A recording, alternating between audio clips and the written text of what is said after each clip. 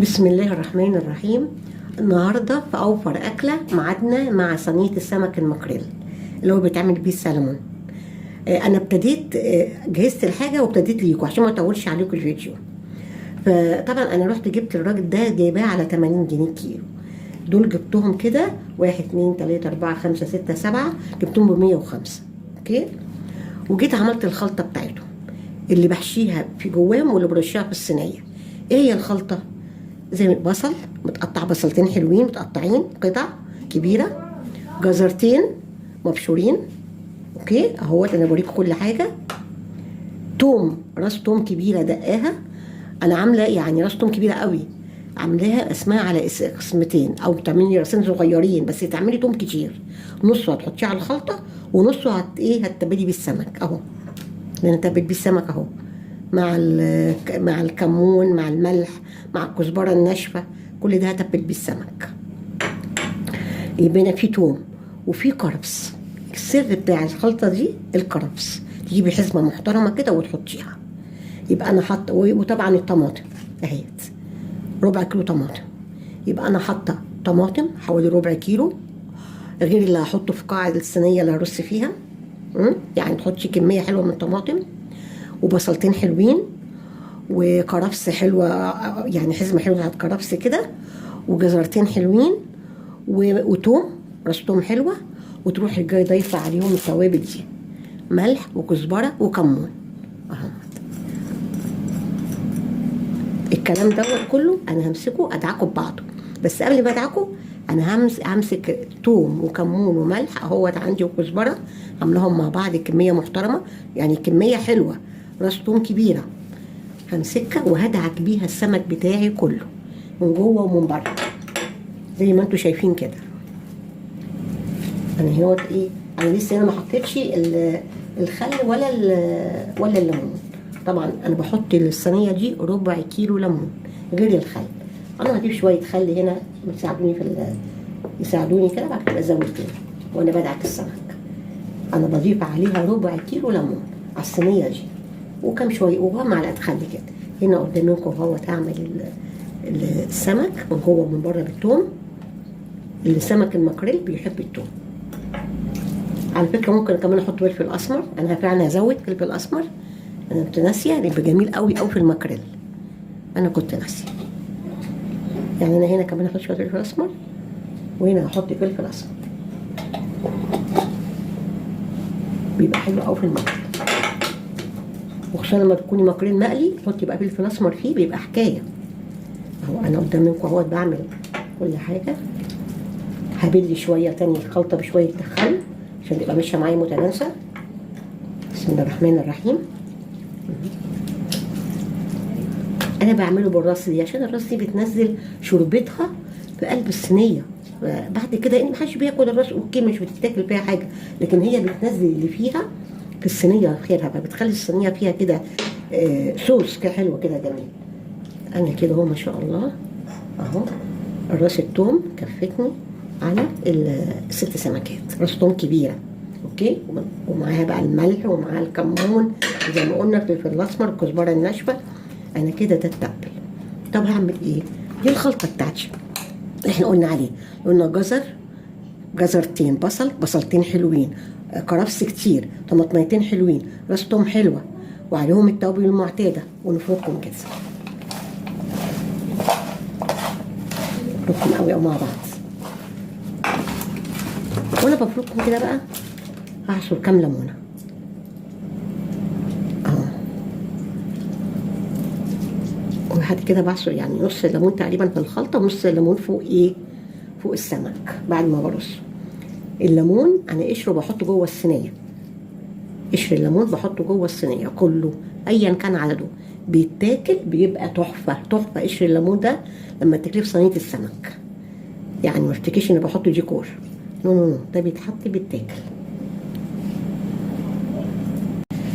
هنا بحط صينيه اوسع اللي هسوي فيها، وببتدي بقى بحط شويه خلطه تاني هنا اهو. الموضوع كده الخلطه الجميله دي بسم الله ما شاء الله، ريحتها حلوه جدا جدا جدا. وابتدي اخد سمكه وهحشيها سمكه سمكه، هحشيها واحطها. هجيبها قدامكم كده. انا دلوقتي هاجي احشي سمكه سمكه.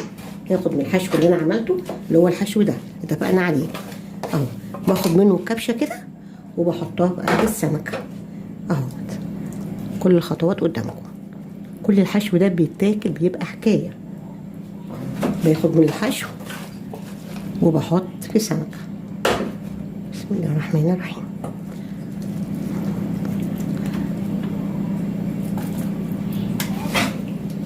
يا جماعه حشو وبحط في السمكه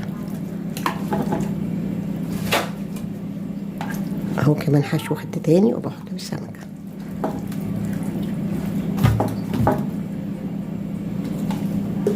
انا عندي لسه حشو برضو ان شاء الله فوقشي، باخد وبحط في سمكه كمان. عندي اخر سمكه اخد الحشو بتاعه اهو واحطه فيها وهرص لها. ادور لها على مكان كده. الصينيه ما شاء الله واسعه تاخد كتير. انا كنت اعمله في الصينيه اللي فاتت دي اللي كنت حاشيه فيها، بس حسيت انه يبقوا صغيرين فغيرت رايي.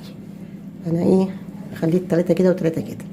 هنا بقى بقيه الحشو بجيبه برصه بقى كده. الله ريحته جميله جميله. وببتدي بقى ايه اعصر بقيه الليمون اللي عندي. انا لو في عصاره مش عارفه في عصاره مش فيه. بقيه الليمون اللي عندي هعصره كله.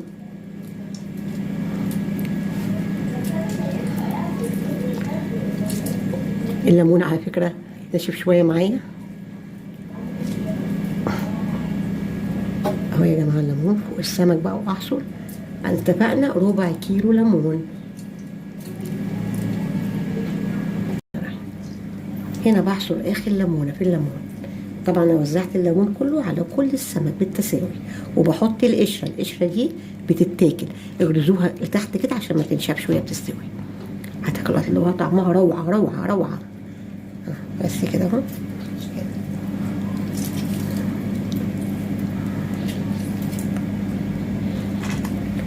لو في شويه كزبره ناشفه زياده عندك حطي على الوش يبقى جميل.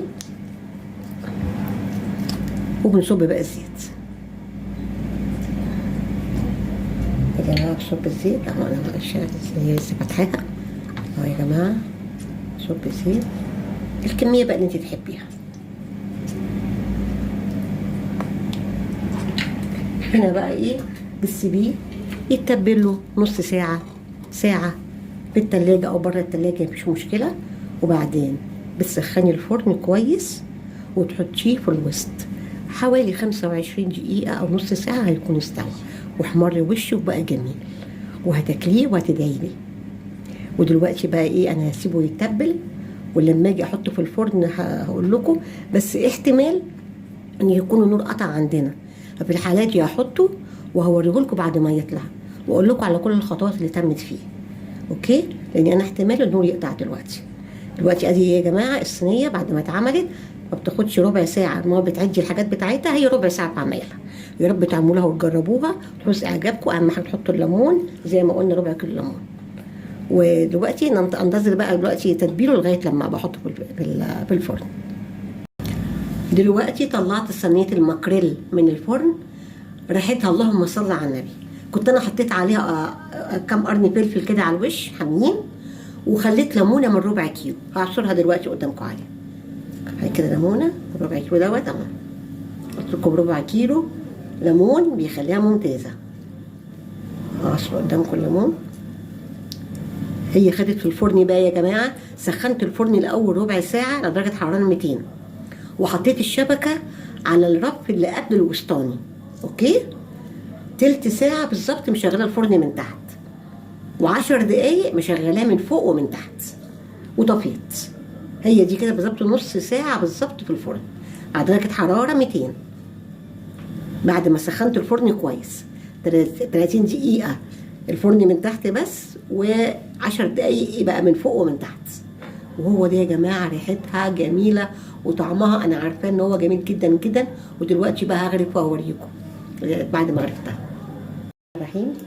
دلوقتي بقى هغرف قدامكم. بسم الله ما شاء الله. قد ايه جميله.